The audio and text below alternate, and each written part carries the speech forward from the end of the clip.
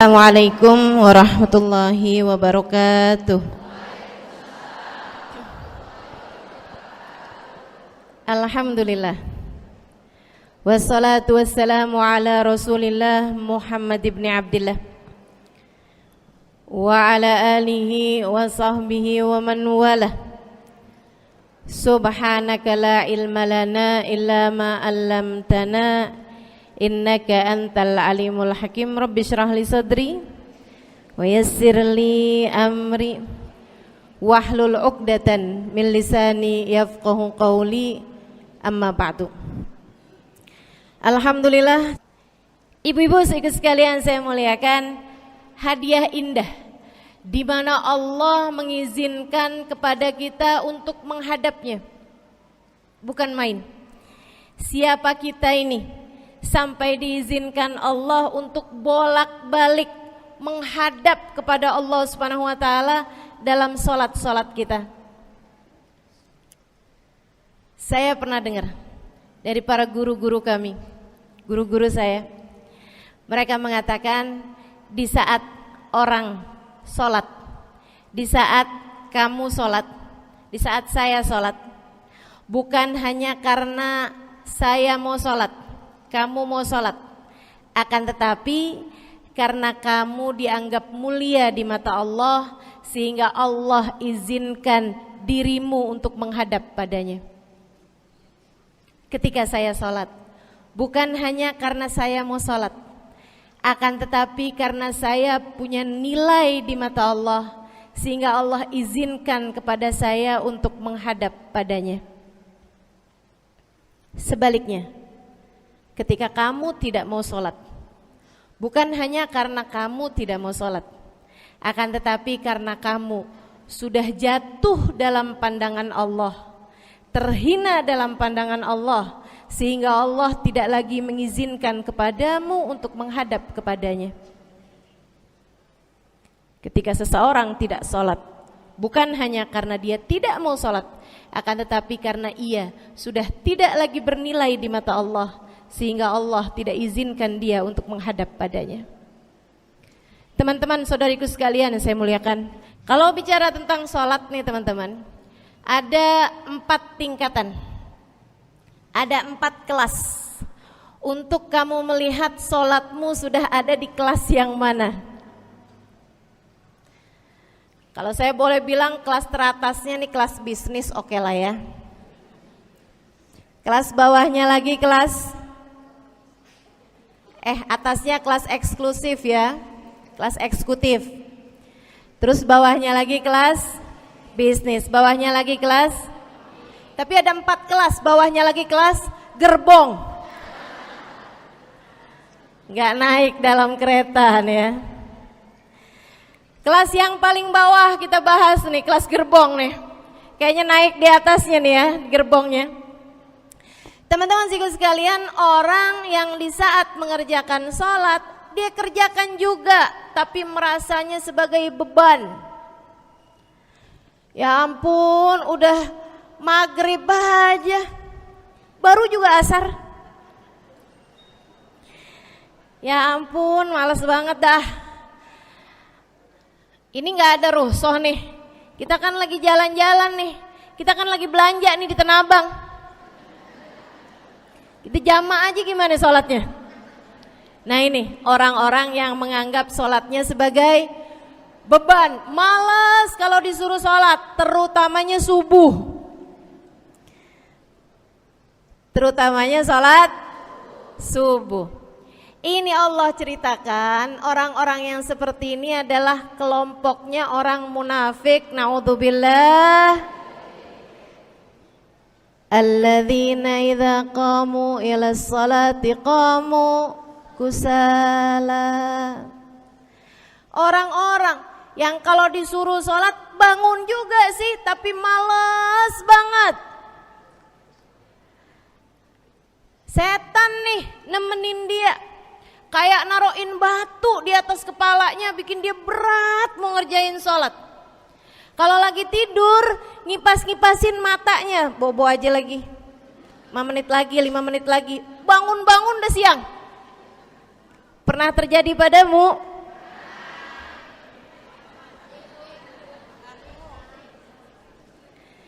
jemur kunut.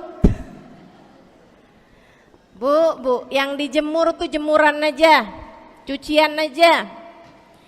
Jangan sampai jemur kunut. Kunutnya dijemur ya. Ketika ada seseorang yang disampaikan kepada Nabi Muhammad bahwasanya orang itu tidak bangun kecuali sesudah azan subuh, artinya enggak tahajud, artinya enggak bangun di sepertiga malam terakhir, bangunnya sesudah azan subuh. Nabi mengatakan padanya tentang orang itu. Nabi bilang pada para sahabatnya, inna syaitan bala fi udhunih. Itu adalah orang yang telinganya dikencingin sama setan. Pada pernah dikencingin setan? Kalau bangunnya habis adzan tuh dikencingin setan. Kalau bangunnya udah terbit matahari dikencingin siapa kira-kira? Insyaallah. Teman-teman saudariku sekalian yang saya muliakan, alladzina idza qamu ila sholati qamu kusala, malas bener kalau diajakin sholat, sampai sebagian sholatnya dikerjakan keluar dari waktunya. Yang seperti ini masuk dalam firman Allah Subhanahu wa taala, a'udzubillahi minasyaitonir rajim, fawailul lil musallin alladzina an salatihim sahun. Fawailul lil musallin alladzina hum an salatihim sahun. Celaka orang-orang yang sholat. Kenapa kok orang sholat celaka ya Allah? Sebab mereka an salatihim sahun, melalaikan sholat mereka. Apa maksudnya melalaikan? Imam Sayyidina Ibnu Abbas dalam salah satu tafsir beliau mengatakan, alladzina yuakhiruna an waqtiha au yuqaddimuha ila ghairi waqtiha. Orang-orang yang mengakhirkan sholat sampai keluar dari waktunya atau memajukannya sebelum waktunya. Mau pergi ke Tanah Abang nih, jam 11, ntar kita ribet nih urusan sholat duhur, dah sholatin sekarang aja. Ini orang-orang yang fawailul lil musallin. Bu, sesibuk apapun dirimu, jangan pernah ninggal sholat. Bu, lagi ngerjain perkara penting apapun kamu, jangan pernah mengakhirkan sholat. Jangan pernah mengeluarkan sholat dari waktunya. Kenapa gitu? Karena bu, sholat itu urusanmu sama Allah. Gak ada yang lebih penting daripada itu. Gak ada yang lebih penting daripada itu. Siapa yang mementingkan Allah, dia bakal dipentingin sama Allah. Siapa yang meremehkan sholatnya, berarti dia telah meremehkan Allah. Siapa yang meremehkan Allah, dia akan diremehkan oleh Allah. Na'udzubillah min dzalik. Buat adik-adik jomblo, jangan pernah mau kawin sama orang yang gak sholat. Biarpun kamu udah nunggu cukup lama, kalau ada yang lamar kamu dan dia gak sholat, jangan mau bu. Dek, ibu-ibu juga, kalau ada yang janda di sini,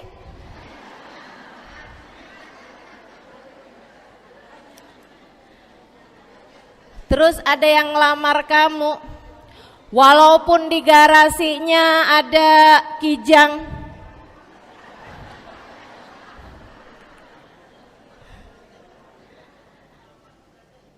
ada bebek, motor maksudnya ya, datang melamar kamu, jangan terima. Orang yang gak sholat kamu jangan mau jadi istrinya. Kenapa? Saya kasih tahu ya. Allah aja dia tinggalin, apalagi kamu.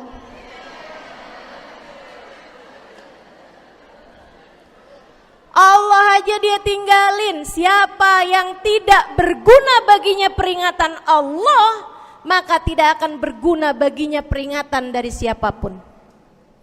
Tapi dia mencintai saya, Ustazah.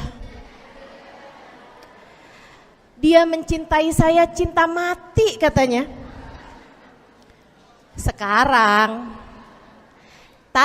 tungguin setahun 2 tahun, cintanya hilang, tinggal matinya. Tapi dia mencintai saya luar biasa, Ustazah. Dia tak sanggup hidup tanpa saya. Itu namanya cinta monyet. Tungguin 2 tahun, cintanya hilang, tinggal.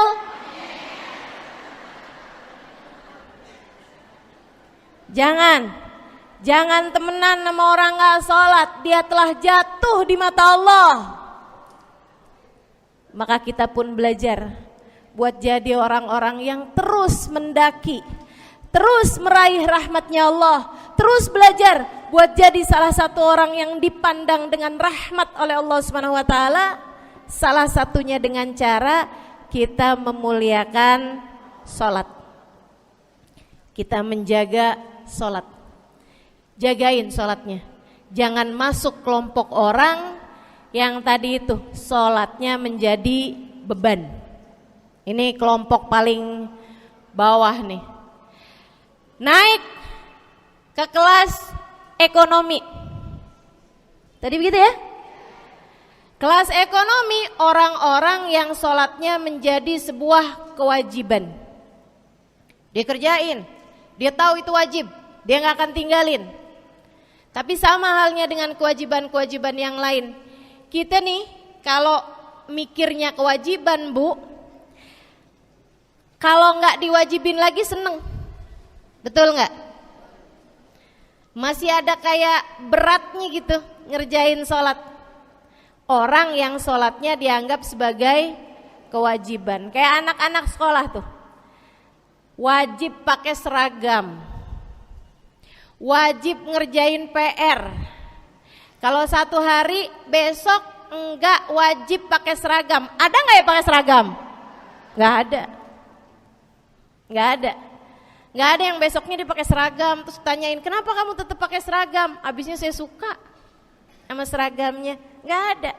Karena mereka menganggap pakai seragamnya adalah kewajiban. Sekolahnya sebagai kewajiban. Jadi giliran besok libur anak-anak, hore gitu. Ada orang-orang yang sholatnya dianggap sebagai kewajiban. Nggak ada yang nambah kalau kewajiban tuh. Sholat sunnah boro-boro, sholat wajib aja kalau bisa dibikin sesingkat mungkin akan dilaksanakan dengan cara yang sesingkat-singkatnya.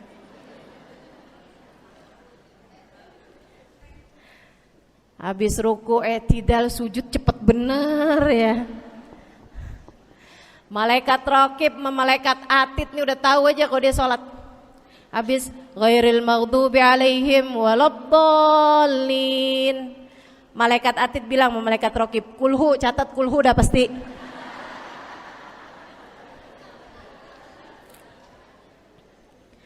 Kulhu aja gak kelar-kelar. Teman-teman saudaraku sekalian yang saya muliakan, sholatnya dianggap sebagai sebuah kewajiban. Nggak nambah dengan sunnah, namanya wajib. Kita naik lagi insya Allah. Sholatnya kita naikkan.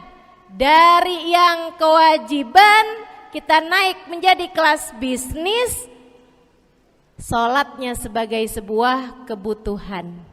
Bu, mudah-mudahan nih ibu-ibu, teman-teman semuanya yang sedang menyimak kajian pada hari ini, saya doakan, karena saya berharap saya pun juga didoakan agar menjadi salah satu orang yang sudah berada dalam tingkatan ini. Sholat kita tahu adalah kebutuhan kita. Sama kayak kebutuhan makan, Bu. Ibu kenyang nggak kalau makan nasi doang 2 piring? Kenyang. Siapa yang bilang nggak kenyang? Kalau kamu makan nasi doang sepiring, kenyang apa nggak kenyang? Kenyang. Akan tetapi pasti ibu-ibu mau nambah dah. Nambah apaan? Lauk. Nambah lauknya. Ada ikan asin, ada sayur asem. Langsung pada lapar nih. Ada sambal. Masya Allah, ada tempe goreng. Udah ibu ya, tetangga lewat kagak nyadar. Masya Allah. Teman-teman saudara sekalian, kita nambah, bahkan udah kenyang pun kita masih cari lagi tambahan. Makanan apa nih yang bisa kita makan? Karena kita tahu makan adalah sebuah kebutuhan kita. Kita perlu sama makan. Kita butuh sama makan. Maka demikian pula dengan orang-orang yang sholatnya sudah dia tahu adalah sebagai sebuah kebutuhan. Cukup sih duhur 4 rakaat, dia nambah. Ada qobliyahnya, ada ba'diyahnya. Jam-jam 9 pagi nggak ada sholat wajib sih, tapi pengen ngemil, ya bu ya, dengan cara kerjain sholat duha. Malam-malam abisnya isya, ampun mau tidur, ingat katanya Nabi, pesannya kepada Sayyidina Abu Hurairah, wasani habibi, kata Abu Hurairah, an utir qabla an anam. Kekasih saya Nabi besar Muhammad, kata Abu Hurairah, kasih pesan pada saya untuk jangan tidur sebelum sholat witir. Jadi habis kelar sholat isya langsung sambung sama witirnya. Dia tahu sholatnya adalah sebagai sebuah kebutuhan. Kebutuhan. Saya butuh untuk sholat karena saya butuh kepada Allah. Saya perlu sholat karena saya perlu kepada Allah. Saya perlu sholat karena saya tahu urusan saya sebesar apapun saya rasakan adalah kecil dalam pandangan Allah.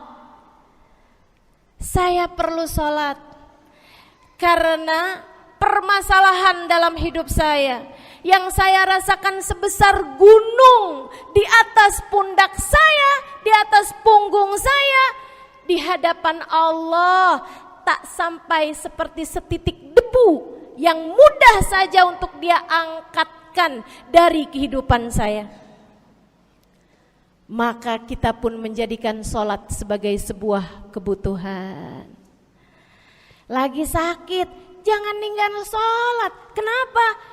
Kamu menghadap kepada yang punya kesehatan. Lagi banyak utang, jangan ninggal sholat. Sama, jangan utang lagi. Karena kamu menghadap kepada pemilik segala kekuasaan, pemilik dunia dan akhirat, pemilik semua uang di atas muka bumi ini adalah Allah. Makanya Habib Ali Habsyi, penulis kitab Maulid Simtud Durar, yang tadi ibu-ibu baca, maulidnya, beliau pernah bilang, ada dalam salah satu diwan beliau, diwan tuh syair-syair beliau itu ya. Ali idza kad marid syafahu fi'lus shalah la'alla syirrus sifa fi wad'i tilkal jibah. Kata beliau, Ali nih kalau lagi sakit, ini Habib Ali ya, beliau tuh padahal punya amal ibadah sangat banyak, tapi Habib Ali bilang, Ali idza qad marid syafahu fi'lus shalah. Ali nih kalau lagi sakit, sembuhnya sama sholat. Sembuhnya sama sholat. La'alla sirrus sifa. Rasa-rasanya memang Allah letakkan rahasia kesembuhan ada pada fi wad'itil kaljibah, terletakkannya jabhah kita, dahi kita di tempat sujud. Di sana semua permasalahan-permasalahan dalam hidupmu menjadi ringan. Saat kamu meletakkan dahimu di tempat sujud, kamu berbisik lirih kepada Allah, akan tetapi suaramu didengar sama yang punya arsy. Akan tetapi suara bisikanmu didengar segenap malaikat-malaikat yang ada di atas langit. Kemudian mereka mendoakanmu sehingga Allah mengatakan wasjud waqtarib, sujudlah kamu. Posisi sujudmu itu waqtarib akan membuatmu menjadi dekat dengan Allah Subhanahu wa taala. Sujudlah dan mendekatlah kepadaku, kata Allah. Agrab ma yakunul abad min rabbih fahuwa sajid, kata Nabi Muhammad. Fa'akthiru fihi du'a faqamin an yustajabulah. Tempat terdekat seorang hamba dengan Tuhannya adalah saat dia sedang sujud. Maka perbanyaklah doa dalam sujudmu, kata Nabi Muhammad. Doamu sangat mungkin diijabah oleh Allah. Apalagi kalau doanya kamu haturkan di sepertiga malam yang terakhir. Saat-saat di mana kebanyakan manusia di sekelilingmu yang lalai berada dalam tidurnya, berada dalam alam mimpinya. Para ulama tuh sampai bilang, Bu, dari kehususannya sepertiga malam yang terakhir, orang yang ngerjain maksiat aja sepertiga malam yang terakhir tuh tidur. Ibu gak pernah tahu orang-orang pulang diskotik jam berapa? Gak tahu ya, sama. Tapi Bu, yang pasti mereka tuh sepertiga malam yang terakhir malah pada pulang, malah pada tidur gitu. Orang maksiat aja itu sama Allah dibuat tidur tuh di jam-jam yang biasanya turun rahmatnya Allah. Allah mau milih nih mana nih hamba-hambaku, pilihan-pilihanku akan aku bangunkan untuk menghadapku. Kemudian Allah Subhanahu wa taala bertanya, hal min mustaghfirin, hal min taib, hal min talibi hajatin faunilahul matalib. Siapa nih di antara kalian yang lagi mohon doa, minta pertolongan, mohon ampunan, akan aku beri, kata Allah Subhanahu wa taala, sebab kalian meminta pada waktu yang paling aku suka. Kalau punya hajat minta. Kapan mintanya? Dalam sujud. Kapan sujudnya? Dalam sholatmu di sepertiga malam yang terakhir. Bu, ngelihat muka-mukanya pada punya hajat banyak-banyak nih. Gimana tahajudnya? Mudah-mudahan Allah jadikan kita salah satu di antara mereka yang menyibukkan diri di sepertiga malam yang terakhir, insyaallah. Sampai-sampai Bu ya, saya tinggal lama di kota Hadramut dulu. Orang-orang di Hadramut, orang awamnya, itu kalau mereka punya anak kecil umur 1 tahun, 2 tahun, 3 tahun tuh, punya anak bayi, balita gitu. Kalau mereka bangun di sepertiga malam yang terakhir, mereka akan membangunkan anak-anaknya walaupun buat main. Alasannya 2. Yang pertama, agar mereka terbiasa bangun di jam-jam segitu. Nantinya kalau besarnya mereka jadi udah kebiasaan bangun di jam segitu, gampang ngerjain tahajud. Alasan yang kedua, ibu-ibu sekalian, agar anugerah, karunia, rahmat, pemberian Allah yang Allah turunkan di sepertiga malam yang terakhir, anak-anak mereka pun berhak untuk mendapatkannya karena mereka tidak sedang dalam keadaan tidur dan dalam keadaan berjaga. Kan kebalik orang kita. Anak-anak kita, cucu-cucu kita kalau bangun jam segitu kita tidurin lagi, masih malam nak, masih malam. Mama masih ngantuk nak. Masya Allah. Ibu, saya punya ibunya guru saya. Saya punya guru salah satunya dan yang tercinta di hati saya, Sayyidil Habib Umar bin Hafid. Guru saya. Beliau punya ibu namanya Hubabah Zahra. Almarhumah, baru meninggal masa-masa deket pandemi. Ya Bu ya, baru aja beberapa tahun silam meninggalnya. Itu ibu-ibu sekalian punya anak kalau nggak salah 12. Kalau nggak salah 12 anak beliau. Laki-laki 5. Kalau saya nggak salah ya, mohon maaf kalau saya salah. Kemudian yang perempuan 7. Semuanya soleh-solehah.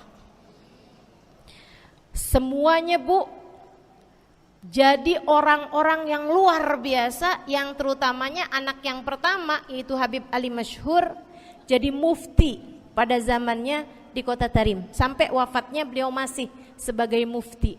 Mufti itu Bu, permasalahannya umat semuanya ada di meja beliau untuk beliau selesaikan. Anak yang laki-laki yang paling kecil, Al Habib Umar bin Hafid, menjadi kita tahu semuanya ya, orang soleh, ulama, waliullah.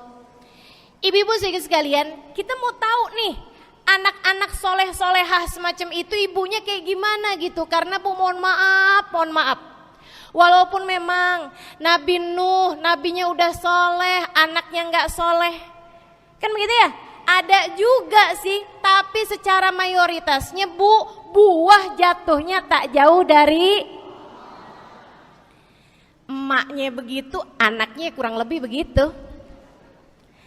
Anaknya begitu, emaknya biar kita nggak lihat kita udah bisa ngebayangin kayak apa orangnya. Ibu-ibu sekalian, ini anak-anaknya Hubabah Zahra, Masya Allah semuanya. Kita mau tahu ibunya kayak gimana. Satu cerita aja tentang Hubabah Zahra. Ibu-ibu sekalian, anaknya cerita, Hubabah Zahra, Umi, anak perempuannya, dia bilang seumur hidupnya nggak pernah ninggal tahajud.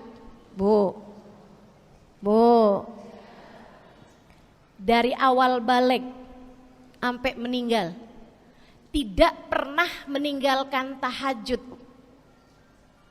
Jauh banget ya? Sama siapa? Tahajud semalam, seminggu libur. Kelakuan siapa itu?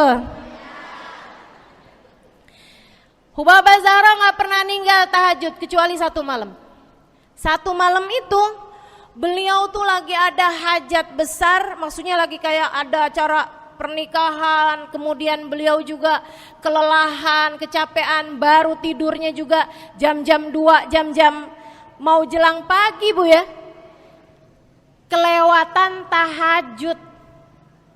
Bangun pas azan subuh. Ibu beliau bangun dengan gemeteran. Beliau bangun dengan menggigil padahal enggak musim dingin.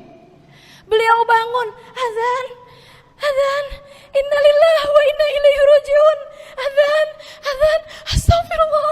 astagfirullah, ya Allah, astagfirullah, azan, ya Allah, ampuni Zahra ya Allah, ampuni Zahra ya Allah. Anaknya cerita, hari itu aku tidak pernah melihat ibuku berlelehan air mata sepanjang hari lebih daripada hari tersebut. Hari itu kami melihat ada seorang perempuan berlelehan air mata beristighfar memohon ampun kepada Allah karena satu malam dalam hidupnya beliau meninggalkan tahajudnya, teman-teman. Masya Allah, Masya Allah. Tiap kali makan ingat gitu, ya ampun tadi malam gak tahajud, samihni ya Rab, sampai gak enak makan. Masya Allah, Masya Allah. Mudah-mudahan Allah jadikan keagungan sholat ada dalam hati kita. Sholat kita jadi kebutuhan, insya naik tingkat eksekutif, teman-teman.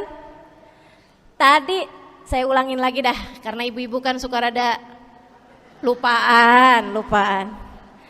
Kelas yang paling bawah, kelas apa tadi? Gerbong. menjadikan sholatnya sebagai beban. Kelas berikutnya menjadikan sholat sebagai kewajiban. Naik lagi menjadikan sholat sebagai kebutuhan. Tingkat terakhirnya ada hamba-hamba tercinta di sisi Allah yang menjadikan sholat mereka sebagai sebuah hiburan dalam hidupnya, hobi dalam hidupnya. Diawali, dicontohkan oleh baginda kita Nabi besar Muhammad yang mengatakan dalam hadis sahihnya, wa ju'ilat qurratu aini fis shalah, wa ju'ilat qurratu aini fis shalah. Dijadikan, kata Nabi Muhammad, Allah telah menjadikan, dijadikan li untukku qurrat aini, kesenanganku dalam kehidupan, kebahagiaanku ada pada, hobiku ada pada as-shalah, salat. Nabi itu orang yang kesenangan beliau, hobi beliau adalah salat. Kana idza faz'ahu amrun aladha ila shalah. Kata para sahabat meriwayatkan, Nabi kalau lagi dengar kabar-kabar yang gak enak segera menuju kepada salat. Nabi kalau udah ada kabar-kabar Rasul pasukan kita terkalahkan di medan peperangan, Nabi ngelihat Bilal, kemudian Nabi Muhammad nanya, udah dekat waktu sholat Bilal? Sebentar lagi Rasul, arihni bihaya Bilal, arihni bihaya Bilal. Yuk Bilal, santaikan diri saya Bilal, tolong hibur diri saya Bilal. Segera azan dan kita akan sholat bersama-sama wahai Bilal. Kesenangan beliau, hobi beliau dalam sholat, dalam hidup adalah sholat. Teman-teman saya sekalian, bukan hanya Nabi Muhammad, tapi para sahabat-sahabat Nabi Muhammad, tapi para tabi'in, para tabi'it tabi'in. Saudaraku sekalian saya muliakan, Sayyidina Umar bin Khattab alaihi ridwanallah, kana idza ja'ahu hal, apabila beliau dalam keadaan hatinya lagi khusyuk, hatinya lagi nyambung banget sama Allah Subhanahu wa taala, kalau mau sholat sunnah manggil orang. Beliau sholat dalam masjid, ada orang mau sholat sunnah, ada orang lagi baca Quran dipanggil sama beliau. Kamu saya bayar ya, kamu duduk sebelah sini saya nih, baca Qurannya deketan saya sini, kamu saya bayar. Buat apaan wahai Sayyidina Umar? Buat negur saya, ngingetin saya lagi sholat nih. Oh gak usah dibayar Tuan. Yaudah kalau gitu kamu duduknya sebelah sini ya. Tugas saya apa Tuan? Kalau kamu lihat saya sholat berdirinya kelamaan, ingetin saya buat ruku. Kalau kamu lihat ruku saya kelamaan gak bangun-bangun, ingetin saya buat bangun. Kalau kamu lihat sujud saya kelamaan, ingetin saya buat duduk. Karena saya sekarang ini kalau lagi berdiri baca Al-Quran lupa buat ruku. Dari nikmatnya bacaan Quran beliau. Baik Tuan, sholat, baca Fatihah, habis itu baca Quran, surat Al-Quran, dapat selesai satu, kok masih enak, baca lagi, masih enak lagi, baca lagi. Yang sebelah beneran nih gak ruku-ruku. Beliau berdiri kemudian bilang, Tuan ruku, gak kedengeran. Beliau berdiri deketin telinganya, Tuan ruku, belum kedengeran juga. Ruku, Allahu Akbar. Sayyidina Umar bin Khattab. Tabi'in, Sayyidina Ali Zainal Abidin, pernah lagi sholat rumahnya kebakaran teman-teman. Sholat sunnah di waktu malam, rumahnya kebakaran. Orang-orang pada teriak-teriak, Tuan harik, nar, ya ibn binti Rasulillah, wahai anak dari cucunya Nabi Muhammad. Tuan, ada api di sekitarmu, Tuan kebakaran, Tuan kebakaran. Allahu Akbar. Sami Allahu liman hamidah, enggak lihat apa-apa. Habis selesai sholat baru lihat, kebakaran nih rupanya. Orang-orang pada bilang, kami sudah mengingatkanmu Tuan. Apa jawab beliau? Al-hadni an-narul kubro. Di depan saya ada api yang jauh lebih besar, api neraka. Saya enggak lihat api sekecil ini. Masya Allah. Saudaraku sekalian yang saya muliakan, para ulama Allah Subhanahu wa taala. Terakhir saya mau ceritakan Sayyidil Habib Abu Bakar As-Sakran, penulis Wirid Sakran.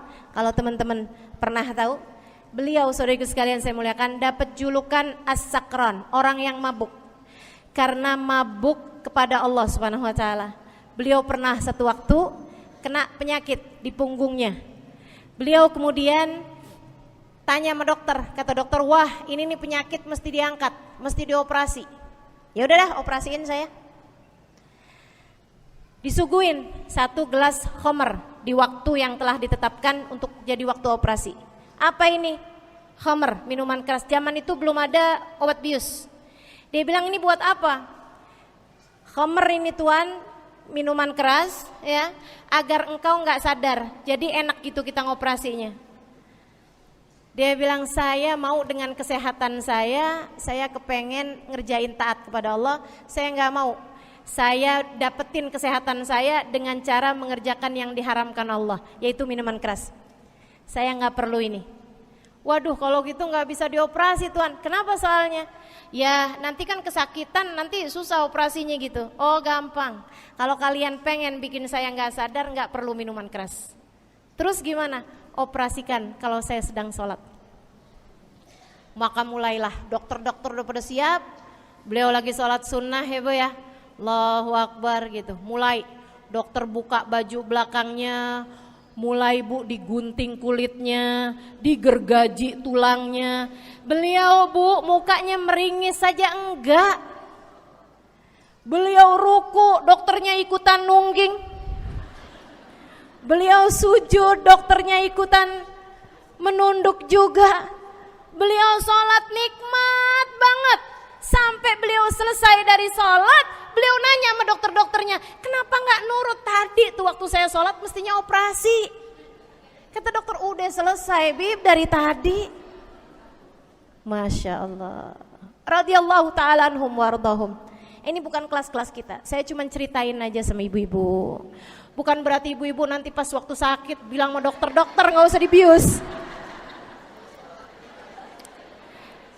Beda hati bu, beda hati. Ibu ya, beda iman, beda semuanya kita sama mereka. Yang pasti, makanya saya kan yang ini nggak doa nih. Pas yang kebutuhan tuh baru saya doa. Kenapa? Karena kayaknya tingkatan kita dah bu ya, mentok dah di sampai kebutuhan itu dah. Insya Allah, mudah-mudahan Allah jadikan kita orang yang menjaga salat insya Allah. Rabbi jalni muqimas salah wa min dzurriyyati amin. Rabbi jalni muqimas salah wa min dzurriyyati amin. Rabbi jalna muqimis salah wa min dzurriyyatina rabbana wa taqabbal du'a. Ala hadhihi niyyah bi kunniyah salihah ila hadratin nabi al-fatihah. Syaitanir rajim. Bismillahirrahmanirrahim. Alhamdulillahirabbil alamin. Arrahmanirrahim. Maliki yaumiddin. Iyyaka na'budu wa iyyaka nasta'in. Ihdinas siratal mustaqim, siratal ladzina an'amta 'alaihim ghairil maghdubi 'alaihim waladdallin. Amin. Taqabbalallah minna wa minkum taqabbal ya karim. Kurang lebihnya mohon maaf. Mudah-mudahan ada manfaatnya. Billahi taufiq wal hidayah. Wal afu minkum. Assalamualaikum warahmatullahi wabarakatuh.